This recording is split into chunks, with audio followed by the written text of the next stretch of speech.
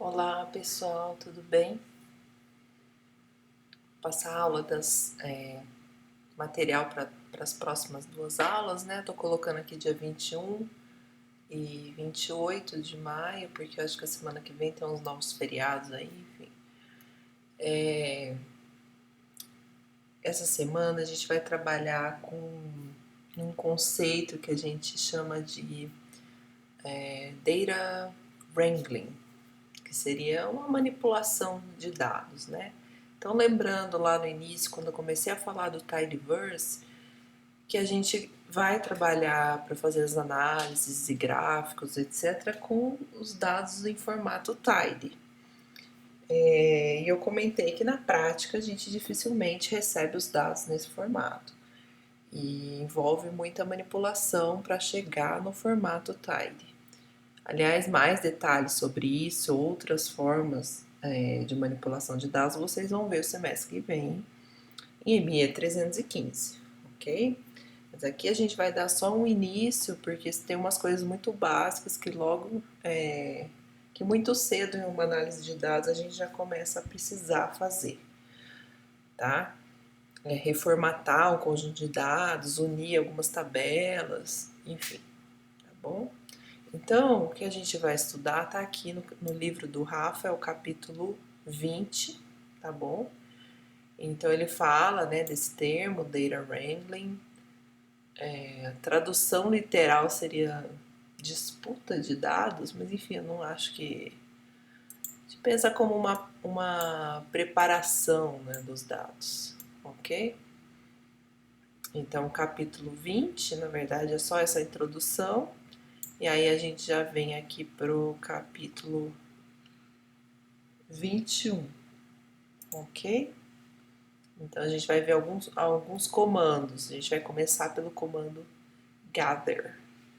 Gather, que seria, a tradução literal é reunir, né? Reunir colunas. Então vamos ver o que é essa ideia. Para isso a gente vai usar um exemplo que está no pacote DS Labs, tá bom? Mas lembra, quando a gente tem no pacote DS Labs, a gente tem, deixa eu só carregar a biblioteca aqui, a gente tem lá, por exemplo, o conjunto de dados murders, certo? E aí ele já está carregado, todo prontinho. Aqui a gente está usando todos esses comandos complicados aqui, eu vou explicar por cima mais ou menos o que é. O que a gente está fazendo é usar um CSV, que é este aqui, fertilidade em 2 países, exemplo, CSV, né? CSV é Depois a gente vai comentar um pouquinho mais de importação de dados no R. Como a gente está usando no R Cloud, a gente não está fazendo essa parte, mas depois a gente comenta os tipos de formatos que a gente pode importar. Um deles é o CSV, tá? Que é o arquivo separado por vírgula, tá? As colunas separadas por vírgula. E esse arquivo, ele é um arquivo intermediário que a pessoa que fez o pacote utilizou para criar um outro conjunto de dados. Então, é como se ele tivesse se você tem toda uma estrutura de arquivos dentro do seu pacote do R, e uma das subpastas é esse ext data, external data. Tá? Então, o que eu estou fazendo aqui? Eu estou pegando o caminho dessa pasta external data dentro do meu pacote e eu quero fazer o que? Eu quero, então, pegar o caminho inteiro para este arquivo. E aí eu vou ler esse arquivo CSV usando a função read CSV. Então, no fim das contas, fazendo tudo isso aqui, eu tenho o meu conjunto de dados que a gente vai usar como exemplo. Então, repare, eu tenho país, Alemanha e Coreia do Sul. Eu tenho uma coluna indicando o ano. Eu tenho 2 valores aqui, ok? E assim eu vou até 2008, ok? Bom, isso aqui está em formato TIDE, ok? Se vocês lembrarem lá, cada linha deve corresponder a uma observação e a coluna seriam as variáveis que eu estou observando, as coisas que eu estou observando. Então, imagina que eu estou entrevistando a Alemanha. Aí eu estou entrevistando a Alemanha por vários anos. E aí a primeira variável que eu teria seria o ano. A segunda variável que eu tenho é a taxa de fertilidade. E parou aí, ok? Vou entrevistar a Coreia do Sul. Ah, qual é o ano que eu estou entrevistando ou coletando dados, né? Vocês entenderam o exemplo. 1960, qual é a taxa de fertilidade? Estaria na outra coluna. Esse que seria um formato tile. Isso aqui que a gente está vendo não é, tá? Primeiro, essa coluna aqui é uma variável, tá? Do jeito que ela está aqui é o ano, certo? Tá confuso, porque o ano, ele não é uma variável, né? Ou ele é 1960, ou aqui, né? 1960 não é uma variável, porque é 1960 ou é 1960, não está variando, tá? Mas a gente está entendendo que isso aqui é a taxa de fertilidade porque a gente sabe por quê. Pelo nome do arquivo. Aqui dentro do conjunto de dados eu não tenho nenhuma variável me dizendo, ó, isso aqui é fertilidade. Ok? Então são, né, alertas aí que esse conjunto de dados está bem confuso e a gente vai mexer um pouquinho, tá bom? Ok? Então a gente vai usar a função gather, tá bom?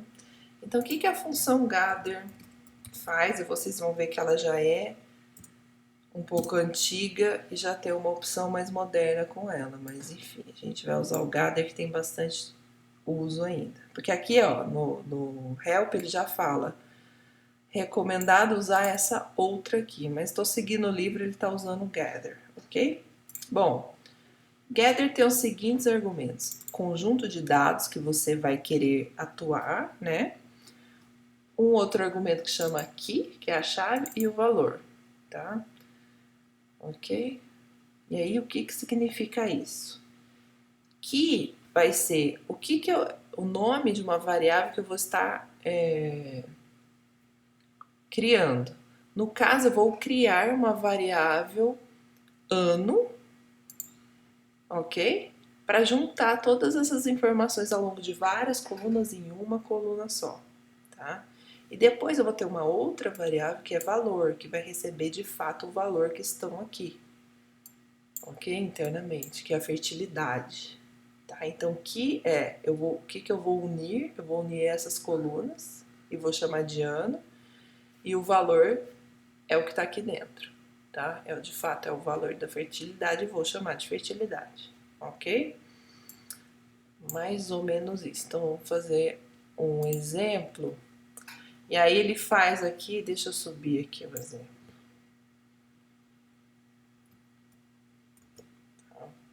Então, você tem os seguintes argumentos aqui. Bom, o primeiro argumento é data, tá? Mas como eu estou usando o pipe, eu não preciso colocar o primeiro argumento porque ele já está subentendendo que eu vou aplicar aqui, ok? Essa característica quando a gente usa o pipe. Então, que é ano e velho vai ser fertilidade. Aí o quarto argumento, você tem que colocar o que você está querendo unir. No caso, eu estou querendo unir em ano essas colunas aqui, ok? E aí, na fertilidade, eu vou colocar o valor correspondente aqui dentro. Então, com este comando, agora eu tenho um outro conjunto de dados, que é o newTidy, que tem 3 colunas, ok? Então, agora eu tenho 1960, fertilidade, 61, ok? Eu posso fazer assim por ano, por país, ok? Então, agora eu tenho formato tidy aqui. Tá? Aqui eu poderia listar mesmo, fazer tipo C, 1960, 1961, tarará, tarará, tarará. Não preciso, basta eu fazer isso aqui, ele já compreende.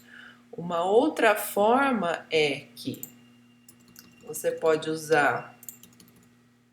Opa, paguei coisa demais.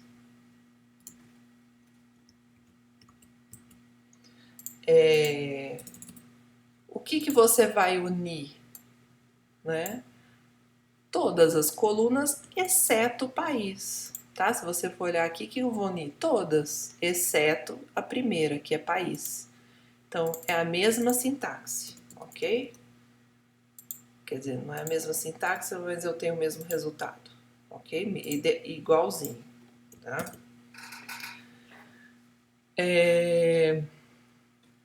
Bom, e aí o que eu posso fazer? Ah, eu quero olhar ao longo do tempo como que se comporta essa fertilidade nos dois países. Então a gente viu lá, a gente pode fazer com esse novo conjunto de dados tidy, porque se os dados agora estão no formato tidy, eu posso já usar ggplot e qualquer coisa do tidyverse. Então, vou usar o ggplot, quero no eixo x o ano, no eixo y a fertilidade, e além disso eu vou pôr cores diferentes para os países, aí eu consigo ver tudo ao mesmo tempo. Então, eu vou colocar o gráfico aqui. Ele fez aqui, tudo muito bem, ok? Só que olha só o eixo X. O eixo X, ele fez, mas eu não consigo nem enxergar, ok? Por quê? Desse jeito aqui, ele tá enxergando o ano como um caractere, quer ver? Se você olhar aqui, olha lá, ano, um caractere, né? Ele está lidando como se fosse uma palavra. 1960, 61, etc. Ele não está assumindo que isso é um inteiro, tá? E você pode confirmar isso, né? Ah, peço a classe, olha lá, caractere, ok? Bom, para remediar esse problema e a gente ter uma visualização melhor aqui no eixo X, a gente vai usar a opção Convert Equal True, porque aí ele vai converter isso aqui para um inteiro, tá bom? Número inteiro. Então, se eu fizer isso, reparem aqui que vai mudar para inteiro. Quer ver? Olha lá, inteiro, tá bom? Classe ano. Aí você fala assim, ah, mas não muda nada de inteiro para caractere. Muda quando você faz o gráfico, repara só. Ok? Olha só como ficou bem melhor.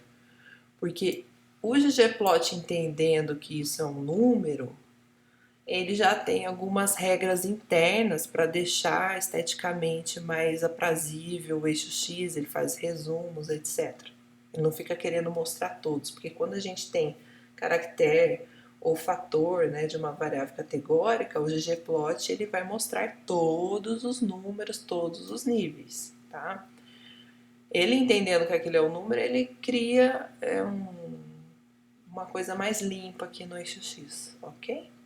Então dá para ver aqui a fertilidade cai em ambos países, mas realmente ela era muito alta na Coreia do Sul e hoje em dia até ela é mais baixa do que na Alemanha, tá bom? Lógico, dá para mudar aqui fertilidade por maiúsculo, ano, etc, tá bom?